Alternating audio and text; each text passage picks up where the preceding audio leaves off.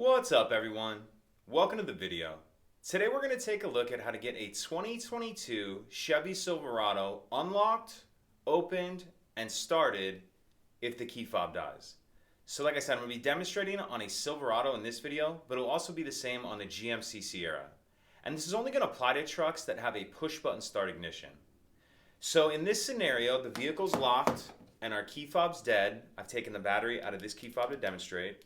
As you can see, none of the buttons are working. So the first thing we need to do is remove the emergency key that's in the bottom of the key fob.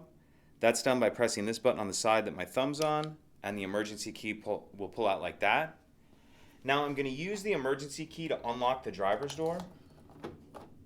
And after you unlock it, it's a good idea to go ahead and throw that key back in the fob just so we don't lose it.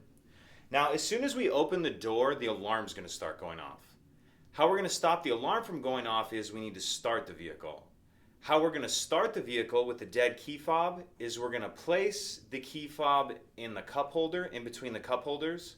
And this vehicle here has bucket seats. If you have a bench seat in the front, I'll go over at the end of the video what we need to do. But all right, let's go ahead and get into it.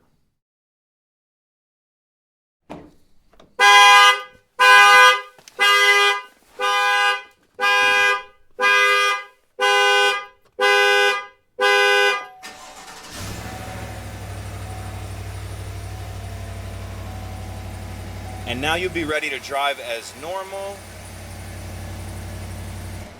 Let's just take a little closer look here. So that's how the key fob needs to sit in the front cup holder. And again, this is if you have bucket seats. Now, if you have a bench seat in the front, where the key fob is going to go is in the lower part, the bottom part that you would sit on if you were sitting in the middle seat. It flips up, and there is a little pocket in there. And I'll put a diagram on the screen from the owner's manual that shows that.